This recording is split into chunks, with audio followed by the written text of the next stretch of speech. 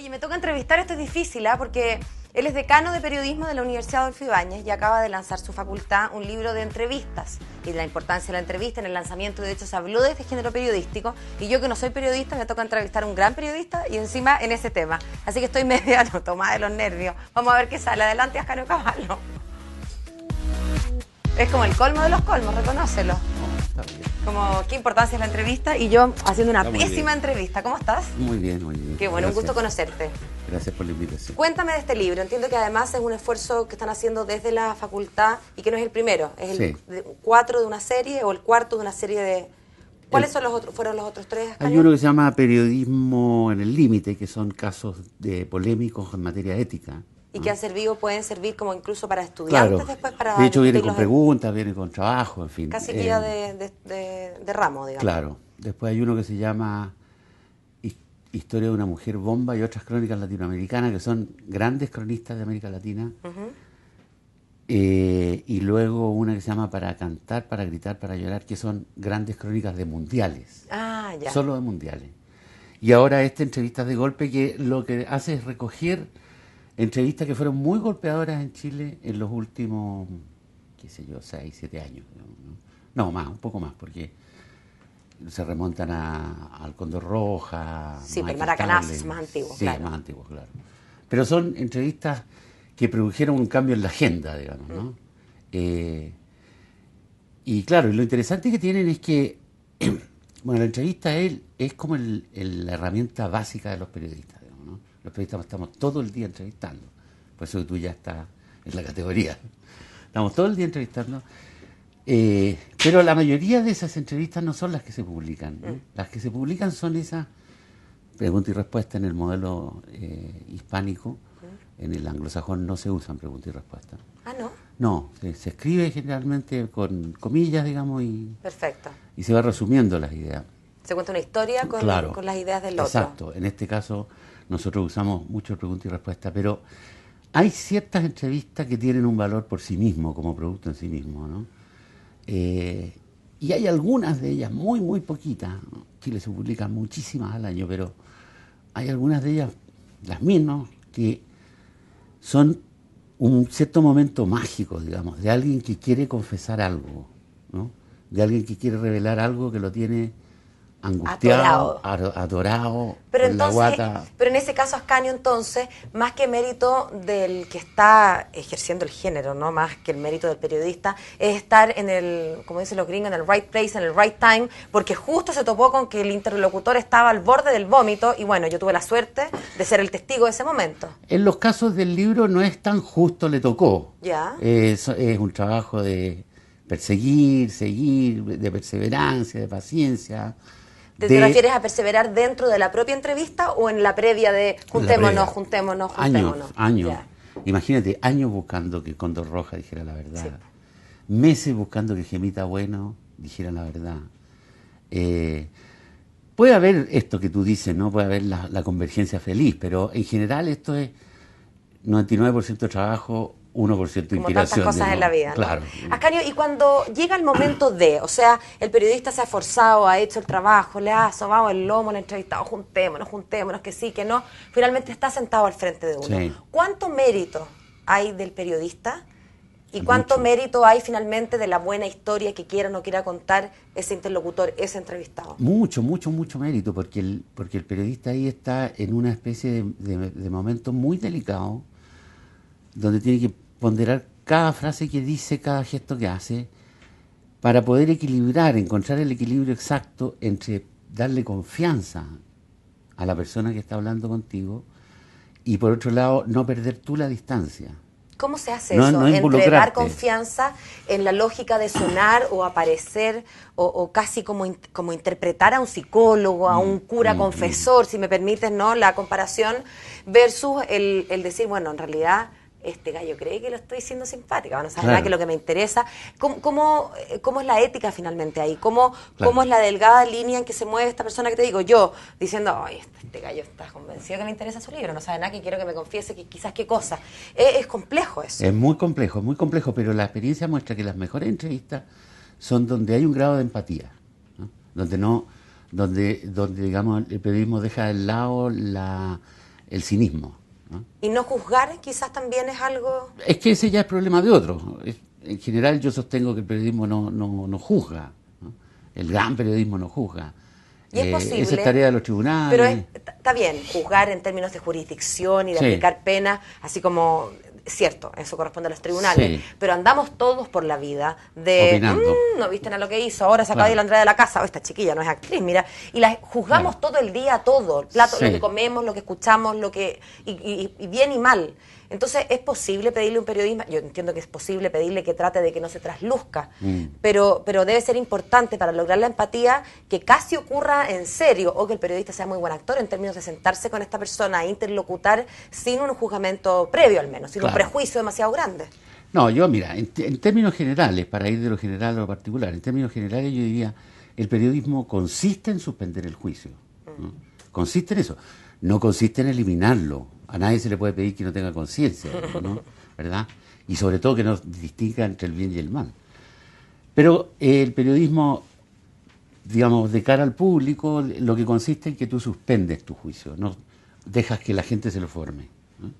En el caso particular de la entrevista, eso es todavía más necesario porque tienes a un tipo sometido a una tensión extrema. Un interrogatorio casi, Claro, ¿no? sabiendo que va a decir algo extremo. Mira, hay una de las entrevistas, no es estrictamente una confesión, pero que es la de Felipe Lamarca, cuando dice que las élites chilenas tienen que soltar la teta, literalmente. Me acuerdo.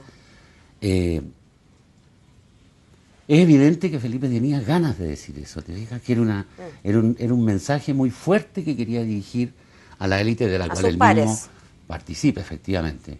Entonces, conducir esa entrevista no era tan dramático como conducir la confesión de un criminal, Claro. si tú quieres, Sí, sí. ¿no?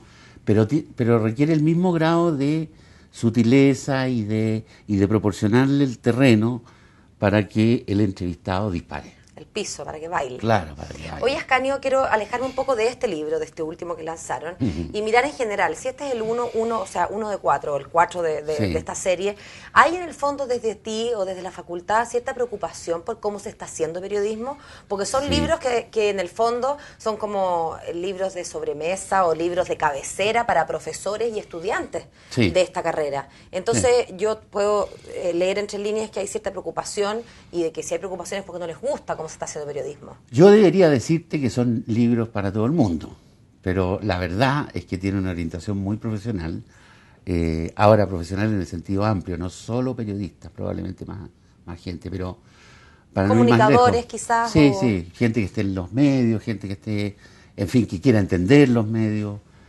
líderes de opinión, en fin, todo ese mundo. Y cientistas Pero- políticos, gente de campaña, ya vamos a hablar de eso. Claro. Hay una parte muy importante, en el caso de entrevistas de golpe, hay una parte muy importante dedicada a la trastienda, a cómo se hizo, a la fábrica.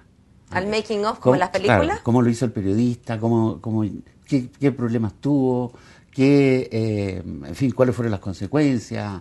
Está toda esa cosa de la fábrica. Y lo que digamos. usted no ve cuando finalmente ve el producto hecho. Claro, claro. En el primero, que eran casos, periodismo en el límite, que nosotros decimos, estos son casos que, Éticos, sí. claro, que estuvieron al borde, o quizás lo traspasaron incluso un poco.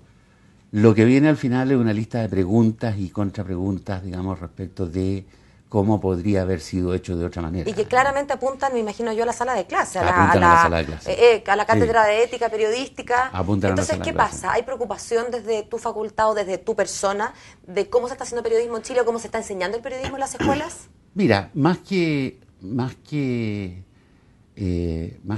fijarnos en cómo se está enseñando o en cómo se está haciendo, lo que queremos es que nuestros alumnos, que son los primeros lectores de estos libros, porque a ellos también son los autores, ¿ah? Ojo. Sí, aquí hay sí, tres- algunos son tesistas. Sí, aquí hay 3 estudiantes que Lo hicieron la cosa de las entrevistas. Más que eso, lo que queremos es que salgan periodistas conscientes de los medios que están utilizando, digamos, ¿no? Yo Que sean siento- capaces de hacer un análisis de medios. Sí, y conciencia, una cierta conciencia crítica, digamos. Los medios no son lo que está dado, es mucho de cómo los construimos nosotros. Y ese es un ejercicio que tiene que ser consciente. Si no es consciente y tú estás muy entregado, efectivamente puedes cometer muchísimos Porque errores. lo vas a pasar por alto, Y finalmente. muchas faltas éticas, digamos, o incluso legales, o en fin, de muy diverso tipo.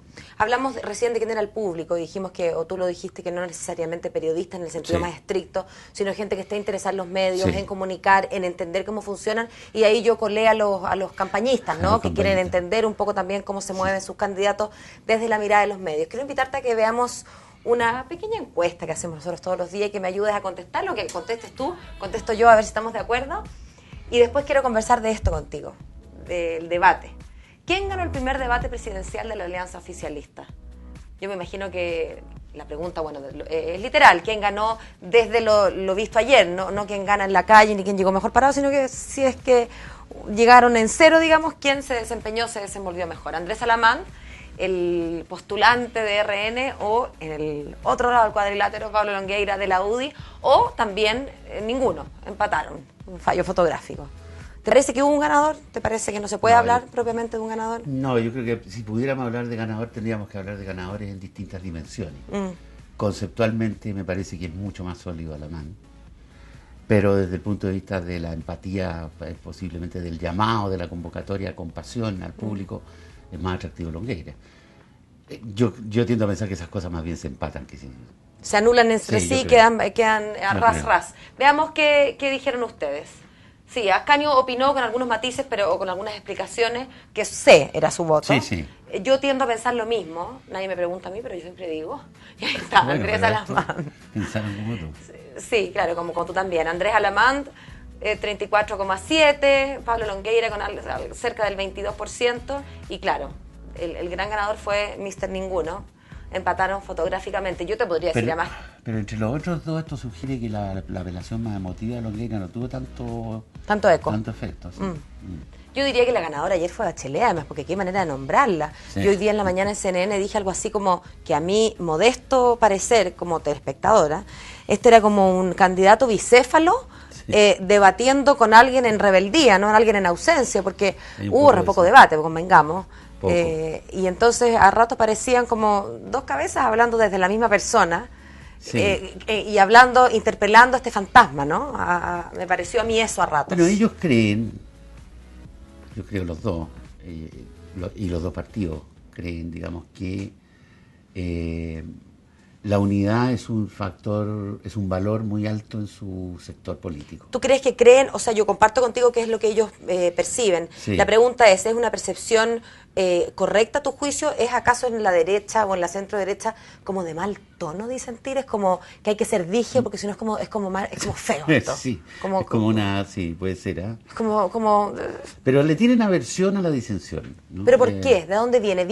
Yo creo que Me pregunto yo si antiguo viene eso. de la cosa formal de que estamos invitados y tomemos agüita, tecito, ¿cómo está tu hijo? Bien, ¿qué dije? Todo muy bien, pero eso puede ser un poco una caricatura. ¿Por qué el disenso? ¿Será que el disenso tiene que ver con el estar en desacuerdo y estar en desacuerdo tiene que ver más con la democracia? ¿Será que tienen menos experiencia, menos vocación democrática? Yo no lo sé, estoy de verdad elucubrando mientras hablo. Yo creo que tiene dos raíces remotas, digamos, no inmediatas, sino remotas. Uno, la cultura de élite de la derecha, que siempre fue el club, el salón de té, digamos. Donde somos todos parecidos, por definición. Somos todos bastante iguales, digamos, ¿no? Las elecciones hasta el siglo, bien avanzado el siglo XX, eran entre 200 señores. O sea, el disenso si te gusta con cream Claro, or sugar, sí, pero el té nos gusta claro. igual a los dos. Y la otra razón, la razón más cercana, diría yo, es que hay que recordar que antes del presidente Piñera no se había elegido un presidente de derecha desde 1957. Por lo tanto, la derecha moderna, reciente, ha vivido con la percepción de ser minoría, de estar cerca del tercio. Y de ser oposición, y en la oposición Sí. más vale que aparezcamos un poco más monolíticos Claro. que fracturados. Y de ser un tercio, ojo. Sí. Ayer Longueira se atribuyó, digamos, el mérito de haber llevado este tercio al 50%. Pero el miedo al disenso permanece ahí como una cosa atávica, digamos, ¿no? Falta entonces más carrete en democracia, Claro. como actores más en el oficialismo. Más porque seguros del triunfo. Sí, bueno, porque ciertamente yo entiendo que desde la oposición disentir es más complejo. Claro, La de claro. oposición está en desventaja en términos Sí, relativos. Si así que a es. eso le agregamos la atomización, Claro. ya mejor nos vamos a la casa. Sí. Pero yo creo que tiene mucho de mito eso, ¿eh? Te iba a decir, esas son las explicaciones como psicológicas, Sí, históricas, sí. pero ¿no es acaso cierto que Chile ha cambiado y que además dentro de la lógica del circo, que le gusta a la gente, y lo vemos todos los días en televisión en un formato bien distinto, pero a la gente le gusta la pelea, le gusta el reality en términos de como exorcizar quizás sus propias impulsos destructivos, pero de verlos proyectados en la tele? En ese sentido uno podría pensar que están equivocados, que a la gente le gusta, que la gente va a premiar, ya no te digo una lucha en el barro, pero sí oye, yo pienso esto y tú piensas esto otro y yo no estoy de acuerdo contigo. Pero la verdad es que los dos están en una muy mala posición después del episodio Goldberg, ¿no? Por un lado, Alamán fue acusado de pegarle demasiado fuerte. Debajo del cinturón casi, ¿no? Y cuando ya estaba caído, además, ¿no? Y por el otro lado, Longueira fue el que llegó a reemplazarlo 5 minutos después. Con las pancartas listas. Entonces yo creo que hay un poquito de sentimiento de culpa en los dos y sentimiento de que eso no le gustó a nadie. Ese espectáculo no le gustó a nadie de su sector. Pero más bien no porque haya habido disenso, sino que porque no hubo fair play, en la percepción quizás de la gente. Pero en los dos casos, curiosamente en los dos, ¿no? Porque en uno es pegarle, pero en el otro es inmediatamente sacarlo, ¿no? Antes de que el muerto se enfríe. Claro. Yo creo que hay un cierto... Lo ves tú, Ascanio, como que es casi... Ya gastamos todos los cartuchos de pelear antes, así que ahora no nos queda sino sonreír, ¿no? Porque ya peleamos la cuota para este año y para el próximo. Por un lado, y por el otro tampoco hay que olvidar que estos dos son rudos. Y por eso que menos cuadra la ecuación. No, al revés, pues, cuando tú tienes un rudo al frente, digamos, tu posibilidad de salir dañado es tan alta como la del otro. Sí, pero dos rudos lo que hacen entonces es que no se trenzan en batalla, pero sí se hacen guapos. Tú veis los animales, dos hipopótamos, ¿has visto? No se trenzan en pelea, pero se miran feo y se amenazan con la mirada. Sí, estuvieron muy pacíficos, es verdad. Alguien decía guante blanco, yo encontré que era pétalos de rosa, era claro.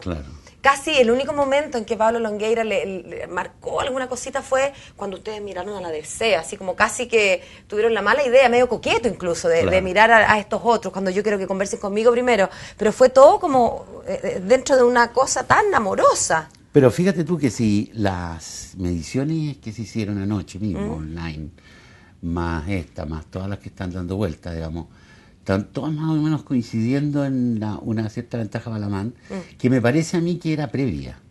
Eso te iba a decir, o sea, que no pasó nada. Claro.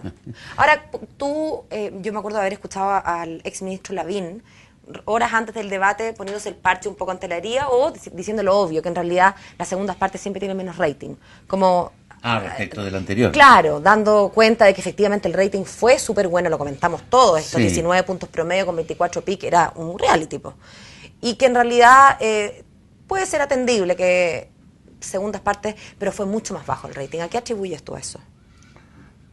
No tengo una explicación, habría que ver por segmento, habría que ver dónde. Pero tus intuiciones, sin entrar así como en la... yo también pienso que la idea de que este iba a ser un debate parecido al anterior es bastante desalentadora, y así fue, digamos, ¿no?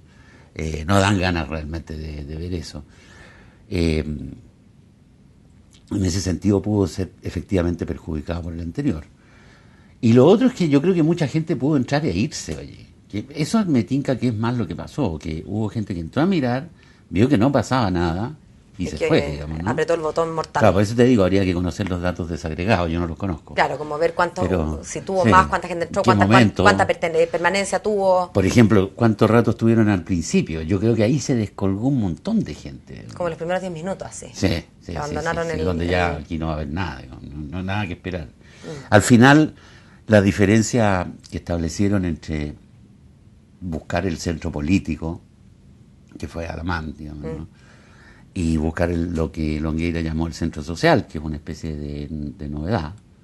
Ahora, centro social, que lo que es un eufemismo para referirse... No, técnicamente no existe, acaba de ser creado anoche. Pero yo me pregunto, pero uno escucha mucho que nosotros vamos a lo social, a la UDI popular. Bueno, cuando la UDI habla de eso, ¿está refiriendo a que su fuerte está dónde? Mira... ¿En el Si uno dijera, a ver, ¿qué podríamos entender por centro social? Podríamos entender el salario promedio social, digamos, ¿no? O sea, la gente que está, no sé, entre los 500.000... Que son más que el promedio que participo. Si uno saca al 450 por ahí de andar, ¿no? Sí. Bueno, eso sería el promedio. si lo juntamos con que, junto con hablar del centro social, inmediatamente habla de la UDI popular, yo creo que lo único que se puede entender es una cierta apelación a las clases medias bajas, ¿no? Claro.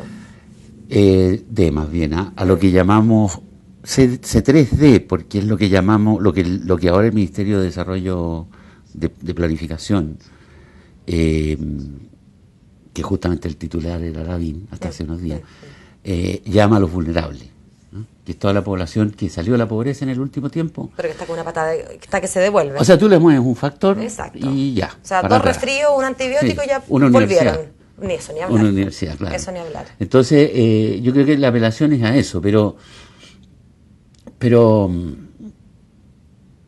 no estoy muy seguro de que eso tenga importancia en las primarias, ¿no? Eso quería preguntarte para ir cerrando, ¿cuál es la perspectiva, tu visión general de las primarias? Todavía a mí me asombra el altísimo nivel de desinformación, todavía la gente no entiende, me van a dar un voto, me van a dar dos, yo puedo votar, no puedo votar. Por otro lado, vimos que ya se está yendo por el desagüe la posibilidad de tener una franja que permitía, más allá de equiparar la cancha y los argumentos de que los pobres así pueden, los pobres relativos, digamos, los candidatos pobres pueden aparecer. Bueno, se ha ido postergando, esto se va a votar el lunes, si es que se vota. Me parece que ya no hay tiempo, físicamente, digamos, salvo que se haga una franja de 3 días, que no sé si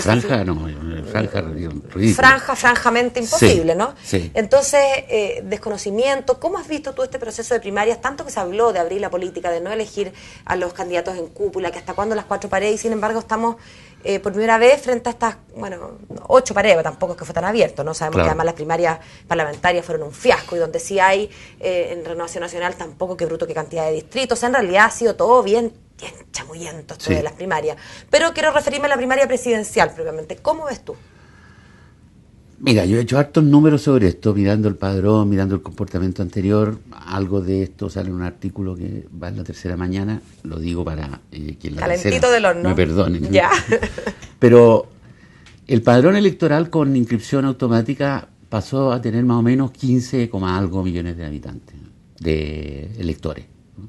De votantes potenciales. En las elecciones municipales votaron 5 y algo, o sea, menos del 50%. Pero hay que admitir que esas elecciones son más fome. Las municipales, claro, sí, son no más es el fome, precio. es para irse a la playa. Sí, ya. Sí. Las presidenciales pero son en verano, estas son en invierno. Sí. Las presidenciales son entretenidas, son las más atractivas, son en primavera, al fin, ¿no? Bueno, no están en primavera, son ahora. Pues, yo son invierno, por eso digo que el desafío de salir de la cama en un domingo medio oscuro, medio nublado. Está difícil. Pero suponiendo que son más atractivas y observando que en todas las anteriores elecciones ha votado un núcleo duro que yo llamaría el votante cívico, que es el tipo ese que le gusta. Y que se siente responsable. Claro, que lleva al niño y le enseña. Claro. Esos son 7.100.000, para ser bien preciso. 7.100.000. 7.100.000. Que sabe. Una primaria exitosísima, en Estados Unidos, por ejemplo, es una primaria que lleva el 10% de votantes. 10%. Claro. O sea que aquí con 700.000 andaríamos de lujo. Haciendo fiesta. Sobre 700.000 es una maravilla, ¿no? De esos 700.000, si uno asume que la mitad y la mitad, pero no se puede asumir eso. Me parece que no es tan... Porque la diferencia es importante también, digamos, ¿no? Podríamos decir que la primaria se resuelve entre 150.000 personas, ¿no? ¿Cuánto crees tú que van a ir a votar ese domingo de invierno? Yo creo que eso. ¿10%? O sea, ¿tú crees que se va a cumplir el 10%, Cerca del 10%. De la lógica de Estados Unidos? Yo creo que va a estar entre los 10% de las municipales, 5,7, o sea, 570.000 y 700.000. Sí. ¿Tomaron nota? Se la vamos a cobrar. No, pues, no era la idea. No. La idea es que se borra de inmediato. Bueno, entonces bórrenlo. Saquen el rec. Automáticamente. Ascanio, quiero agradecerte que hayas venido a hablar con Muchas nosotros de periodismo, de entrevistas, ya lo dije, espero que la entrevista haya quedado más o menos bien. Y también aprovechar de quitarte un poco de tus conocimientos, porque tú sabes de esta materia y siempre es interesante escuchar a un conocedor más allá de las lógicas partidistas, porque todo lo que dicen los candidatos ahora hay que dividirlo por 4, multiplicarlo por 0,5, entonces la gracia es hablar con técnicos. Muchas gracias, que estés muy bien. Muchas gracias a ti. Avanti.